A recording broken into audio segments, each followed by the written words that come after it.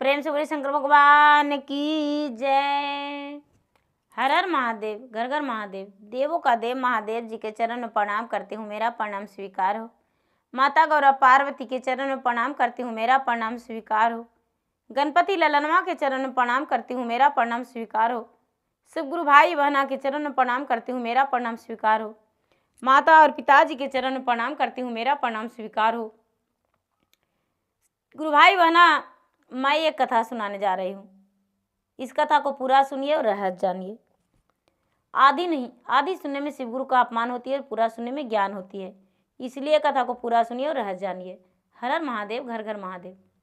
प्रेम से बोलिए शंकर भगवान की जय। गुरु भाई बहना, मैं एक कथा सुनाने जा रही हूँ। इस कथा को पूरा सुनिए और रहस्य जानिए। गुरु भाई बहना, एक राजा थे और एक रानी थी। उसका एक ही बेटा था और बेटा जो था भगवान का पुजारी था, भगवान का पूजा पाठ बड़ी करता था। गुरु भाई बहना, बहुत पुजारी था, पूजा पाठ करता था और पूजा पाठ करके और भगवान को प्रसन्न कर लेता था। भगवान प्रकट हो जाते थे और प्रकट होकर मनुष्यों की तरह बातें करते थे भगवान। गुरु भाई बहना, वो राजा में बहुत बड़ा घमंड आ गया कि जो हम करेंगे वो दुनिया में कोई नहीं, हम जो जानते हैं वो संसार में कोई नहीं जानता है। गुरु भाई बहना, एक दिन एक ब्राह्मण आए भिक्षा मांगने के लिए राजा के द्वार पे। जब राजा के द्वार पे भिक्षा मांगने के लिए आए तो राजा कहते हैं कि ब्राह्मण, मैं तुमसे ज्यादा पुजारी हूं, तुम मेरे दरबार पे भिक्षा मांगने के लिए आए हो। ये ब्राह्मण बोले कि तू ज्यादा पुजारी हो तो तुमसे एक हमें वचन चाहिए। जब मर जाते हैं व्यक्ति तो उसके साथ क्या होता है कब्रिस्तान में? मनुष्यों को तो मिट्टी में झांक देते हैं, लेकिन उसके साथ क्या होता है ये हमें बता दो। गुरु भाई बहना, ये राजा संकोच में पड़ गया और कहता है कि उसके साथ क्या होता है, इसका आंसर कैसे मिलेगा, इसको आंसर कौन देगा। गुरु भाई बहना, अब राजा जो थे, राजा पूरे अपने नगर में ढिंढवारा पिटवा दिए कि भाई जो कब्रिस्तान में जाता है और उसके बाद क्या होता है इसका रहस्य बता देगा तो उसको हम मुंह बोले इनाम देंगे। जितना रुपया मांगेगा उतना देंगे, जितना धन मांगेगा उतना देंगे। खाली सिर्फ अपना शरीर छोड़कर उसे सारा धन लुटा देंगे। गुरु भाई बहना, राजा के पास आन बान शान की बात आ गया। अब पूरा लोग जो थे कोई नहीं तैयार हुए। कहते हैं कि राजा तो मट्टी में दफना देगा, जमीन में गाड़ देगा, तो क्या मेरा प्राण बचेगा? जी राजा के पास ही हम क्वेश्चन आंसर देने जाएंगे। गुरु भाई बहना, एक वहां के सेठ थे, साहूकार, बड़ी अमीर थे लेकिन बहुत कंजूस थे। एक फूटी कौड़ी नहीं तो किसी को दान करते थे और नहीं तो भूखे को अन्न, नहीं प्यासे को पानी। गुरु भाई बहना, वो साहूकार सोचे कि ऐसे भी मेरा आधा उम्र बीत चुका है और मेरा ये शरीर का क्या होगा, जब मृत्यु हो जाएगा तो लोग जला देगा। लेकिन यदि राजा के पास जाके इसके बारे में रहस्य जान जाएंगे और राजा को बता देंगे तो राजा मुंह मांगा इनाम देगा और मेरे पास बहुत ज्यादा धन हो जाएगा। गुरु भाई बहना, राजा जाकर कहते हैं, राजा से जाकर साहूकार कि राजा साहब, आपका प्रश्न का उत्तर हम देने को लिए तैयार हैं। राजा बोले कि पहले सोच लीजिए सेठ जी, 9 फीट गड्ढा खता जाएगा और 9 फीट गड्ढा खत के और उसमें आपको सुला दिया जाएगा और सुला देने के बाद ऊपर से माटी भर दिया जाएगा थोड़ी दूर छोड़कर, लकड़ी खड़ा करके, और मिट्टी भर दिया जाएगा उस पे पटरा देकर। आपको दबाएगा नहीं और उसके बाद कई दिन में हम निकालेंगे, वो मेरा मर्जी। बोले कोई बात नहीं राजा साहब, मुंह मांगा इनाम तो दीजिएगा ना। बोले कि हाँ, मुंह मांगा इनाम देंगे। गुरु भाई बहना, राजा के बात सुनकर ये सेठ तैयार हो गए। जो राजा थे, राजा क्या किए कि सुंदर सा एक जोड़ी वस्त्र बनवाए और इस सेठ को पहना दिए और अपने सेना से कह के और 9 फीट गड्ढा लंबा चौड़ा खतवाए। 9 फीट लंबाई और 9 फीट चौड़ाई पूरा गड्ढा खतवाए। गुरु भाई बहना, अब उसमें क्या किए कि चारों तरफ से लकड़ी खड़ा कर दिए और उसमें पटरा बिछा दिए और बीच में उस साहूकार को सुला दिए और सुलाकर और ऊपर से प्रेम पूर्वक मिट्टी चपा दिए और थोड़ी सी छेदा एक जगह छोड़ दिए जिसमें साहूकार को हवा मिले और साहूकार मरे नहीं। गुरु भाई बहना, साहूकार के हवा जाने के लिए छेदा। लेकिन गुरु भाई बहना, इससे पहले जब साहूकार घर से जा रहे थे तो ये राजा क्या किए कि अर्थी बनवा दिए। जैसे लोगों को ले जाते हैं मरने घाट, उस तरह अर्थी बनवा दिए और उस पे साहूकार को सुला दिए और साहूकार को सुला के और फूल माला पूरा उनका सजा दिए और फूल माला सजाकर, और जैसे मृत्यु हो जाता है गुरु भाई बहना, उसी तरह राजा को 4 कंधे लगाकर और पीछे से कुछ लोग पैसे और मखाना, अरवा चावल, जौ मिलाकर और उस पे छींट रहे थे। मरे हुए लाश पे छींटते जा रहे थे। गुरु भाई बहना, ये जो साहूकार था वो अर्थी पर सोए सोए और बार बार पांव फैला रहा है कि इसमें मेरा गोद में मखाना आ जाएगा, पैसा आ जाएगा, अन्न आ जाएगा। और वैसा ही करते करते मरण घाट जाते जाते गुरु भाई बहना, उसके पास कुछ रुपये भी जमा हो गया, कुछ मखाने भी जमा हो गया और कुछ अन्न भी जमा हो गया। जब लोग रखे तो गुरु भाई बहना, मरघट से थोड़ी दूर के लोग थे, वो उनका 5 बच्चा था, बहुत गरीब थे और उनकी पत्नी जो थी बीमार थी। उसकी पत्नी बीमार थी और उसके घर 7 दिन से एक भी भोजन नहीं बना था। उसके पत्नी के बीमार के कारण काम पे नहीं जा रहे थे, अपने बच्चे के संभालने में थे, पत्नी के देखभाल में थे, तो 7 दिन से भोजन नहीं बना था।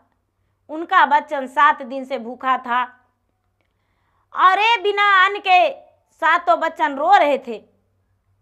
वो गरीब इंसान मरण घाट पे जाते हैं और जाकर इन्हीं लोग से कहते हैं कि कुछ दान दे दीजिए, देखिए 7 दिन से मेरे घर अन्न नहीं है, जो भोजन नहीं बना है। जो ले गए थे वो कहते हैं कि तुम्हें दिखाई नहीं देता है, हम मृत घाट आए हैं लाशें जलाने और तुम कह रहे हो कि मुझे अन्न चाहिए। बेचारा वो गरीब इंसान कहता है कि महाराज, सब तो मरे हुए व्यक्ति को लेकर आते हैं, लेकिन आप तो जिंदा को लेकर आए हैं। कहते हैं कि कैसे? तो जब आप लाश ला रहे थे तो जो आप चावल, जौ, ताल मखाने और पैसे फेंक रहे थे, तो ये पांव फैला फैला के जमा कर रहे थे और हाथ से लूट रहे थे, ऐसे करके छान के। गुरु भाई बहना, ये बात सुनकर चारों ठठा कर हंस गए। वो तो जान रहे थे राजा के सेना कि ये तो जिंदा व्यक्ति है। गुरु भाई बहना, वो सेना जो थे देने से इनकार कर गए।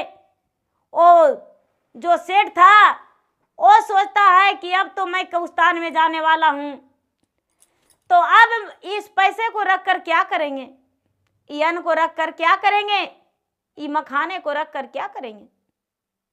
क्यों ना ये गरीब इंसान को दे देते हैं। कभी तो हम दान पुण्य किए नहीं है, लेकिन 7 दिन से भूखा है, दे देते हैं। गुरु भाई बहना, उसके पास अच्छा खासा जमा हो गया था। वो बोला कि भाई यदि दुख ना मानो तो मैं ये चावल और जौ जो है वो दे दूं तुम्हें, और कुछ पैसे भी है और मखाना है। लो, एक गरीब इंसान अपना चादर फैला दिया और जो जाने वाला था कब्रिस्तान में वो उठाकर सेठ दे दिया। ये आया घर, जौ और चावल को अलग अलग कर दिया। जो पैसे था उस पैसे से कुछ सामान ले आया, और जो मखाना था वो सारा बच्चन मिल के खाया उसको। और उसकी पत्नी जब खाई तो बिल्कुल स्वस्थ हो गई, और जब स्वस्थ हो गई तो बैठ कर कहती है, उसका पानी मांगा अपने पति से कि पति देव जी, मुझे गिलास में पानी दे दीजिए। उसके पति गिलास में पानी दिए। अब वो बेचारी कहती है कि हे भगवान, जो मुझे ये भोजन दिया है उसका लंबा आयु हो, उसका जिंदगी अमर हो, उसका बच्चे खुश रहें, उसकी पत्नी सुहागवती रहे। हे भगवान, आज मुझे कितना मदद किया, ये मखाना दिया, पैसा दिया, अन्न दिया, सब कुछ दिया है। गुरु भाई बहना, जो तन के ऊपर उसका चादर था वो भी दे दिया कि लो, तुम्हारे बच्चे का इससे कुछ गुजर हो जाएगा। ओ बेचारी बड़ी आशीर्वाद दी, उसका बच्चे भी आशीर्वाद दिया, वो आशीर्वाद उसको लग गया। गुरु भाई बहना, अब क्या होता है कि इन लोगों ने जो मिट्टी कटा हुआ था उसमें उसको सुला दिए, और सुला के उस पर मिट्टी भर दिए और एक छेदा छोड़ दिए, और सारे लोग घर चलाए। सारा लोग घर चलाए। गुरु भाई बहना, अब जब रात्रि होता है तो रात्रि में क्या होता है, उसके साथ एक बहुत विषैला नाग जो छेद छोड़ा हुआ था, उसी छेद दिया घुसने लगा। और ये जो सेठ था वो टकर टकर देख रहा था ऊपर की ओर, क्योंकि उसको तो बैठने का भी नहीं बन रहा था। अब बोली आवाज उसको सुनता नहीं कोई ऊपर में, और उसको बैठने का हिलने का तो बन नहीं रहा था। वो टकर टकर देख रहा था, क्योंकि चौबगल लकड़ी खड़ा किया हुआ था। वो कहता सोचता है कि मेरा हाथ भी बजेगा तो लकड़ी गिर जाएगा, तो मट्टी से हम दब जाएंगे तो मर जाएंगे। और नाग जो है लूब लूब अपना जीव निकाल रहा है, इसको काटने को लिए जा रहा है। ये समझ रहा है कि ये बिल है, हम बिल में घुस रहे हैं, लेकिन गुरु भाई बहना वो बिल तो था ही नहीं। ये सोचता है कि लगता है कि मुझे यही बहाने काल मुझे लेकर यहाँ आया है। हे भगवान, अब मुझे बचाने वाला कौन है? मैं तो कभी दान पुण्य नहीं किया हूँ, कोई पूजा पाठ नहीं किया हूँ कि वही बहाने भी मेरा जीवन बचेगा। अब मुझे समझ में नहीं आ रहा है। हे भगवान, कुछ तो मेरा मदद कीजिए। गुरु भाई बहना, इतना ही में जो मखाना था, मखाना जैसे मध का जाल लगता है, उस तरह ऐसे हो गया, जो चावल था उसमें सट गया, जौ था उसमें सब इकट्ठा हो गया और छत बन गया, मध का छत जैसे बनता है, दीवार बन गया और वो बिल मुना गया और नाग ऊपर की ओर भाग गया। नाग उसमें घुसा नहीं, इसको डांसा नहीं। अब ये सोचता है कि हाँ, एक दिन हम इतनी सी दान किए जो मेरा जीवन बचा लिया। यदि ज्यादा दान किए होते तो मेरे पास किसी चीज का कमी नहीं होता। हे भगवान, यदि हम इस जगह से उबर के चल जाएंगे, मेरा प्राण बच जाएगा, तो मैं आपसे प्रार्थना करती हूँ भगवान, विनती करती हूँ और सच्ची बात भी बताती हूँ कि वही करेंगे जो जिंदगी में हम नहीं किए हैं। ऐसा शपथ लेता है। सवेरा हुआ, शाम का समय हो गया। राजा सोचता है कि भूखे प्यासे वो व्यक्ति मर जाएगा। अब राजा ने अपने सेना को ले जाकर मिट्टी खोदवा कर उसको निकलवाए। राजा के पास ले गया और राजा के पास जाकर बैठा। राजा पूछे, बताओ आपने क्या देखा? मरे जो कब्रिस्तान में रहता है उसके साथ क्या होता है? गुरु भाई बहना, ये सेठ बोला, हे राजन, अभी नहीं, बताने का कोई समय नहीं। आप मेरे घर सुबह सुबह आइएगा, तब बताएंगे। गुरु भाई बहना, राजा सो गए और कहते हैं, सवेरे क्यों, इस वक्त क्यों नहीं? कहते हैं, मैं पूरी रात और पूरा दिन कब्रिस्तान में रह गया हूं, इसीलिए मुझे कुछ समझ में नहीं आ रहा है। हम जा रहे हैं अपना घर। ए बेचारा गए सेठ और जाकर स्नान किए और प्रेम पूर्वक एक दरवाजे पे चौकी बिछाएं और उसमें थोड़ी सी अन्न लिए और अन्न लेकर बैठ गए। अन्न लेकर बैठ गए, कुछ पैसे भी, और जरूरतमंद लोग के, जिसके पास अन्न नहीं था, जिसके पास कुछ नहीं था, जिसको देना चाहिए, उन लोगों के अन्नदान करना शुरू कर दिए। अन्नदान करना शुरू कर दिए। सवेरा हुआ तो ये लोग पहुंचे। राजा तो देखते हैं कि ये साहूकार तो कंजूस था, ये तो कभी दान पुण्य नहीं करता था। कहने लगे कि ये क्या कर रहे हैं? तो वही कह रहे हैं जो आप पूछने आए हैं। बोले कि क्या देखे आप? तो हम यही देखे कि जीवन में कुछ दान करना चाहिए। जब दान पुण्य नहीं किए तो ये शरीर व्यर्थ है। आपके दरवाजा से यदि भूखे चला जाए तो आपका पूरा जिंदगी बेकार है। यही हम देखे कब्रिस्तान में जाकर। राजा का नजरिया खुल गया। कहते हैं राजा की, तो चलिए आप धन ले लीजिए, मैंने मुंह मांगा इनाम देने को लिए बोला था। सेठ जी कहते हैं कि नहीं, आपका धन हम एक फूटी कौड़ी नहीं लेंगे। मुझे कब्रिस्तान में रहने से बहुत सीख मिला। पृथ्वी पर हम किसी को बात नहीं माने, लेकिन जब हम कब्रिस्तान में गए तो मेरे साथ ऐसा ऐसा हुआ और मैंने ये सब देखा, इसीलिए दान पुण्य करना अवश्य है। गुरु भाई बहना, उस दिन से सेठ जी दान पुण्य करना शुरू कर दिए और लोगों के साथ झूठा और बात फरोशी नहीं करने को लिए कोशिश किए। कभी झूठा नहीं बोले। और किसी को कन्या का विवाह हो तो किसी गरीब इंसान बीमार हैं, किसी के घर भोजन नहीं है, वैसा लोगों का सेठ जी मदद करने लगे। और जब उनका मृत्यु हुआ तो स्वर्ग का प्राप्ति हुआ। भगवान भोलेनाथ, ब्रह्मा, विष्णु सभी के साथ उन्हें रहने का मृत्यु के बाद अवसर मिला। तो गुरु भाई बहना, मेरा वीडियो अच्छा लगे तो मेरा वीडियो लाइक करें। चैनल पर यदि नए हैं तो चैनल का सब्सक्राइब करें, बेल आइकन घंटी को जरूर दबाएं और मैं फेसबुक पे हूँ, मैं इंस्टाग्राम पे, मेरा फेसबुक पे फॉलो करें, लाइक करें, शेयर करें। धन्यवाद। हर हर महादेव, घर घर महादेव।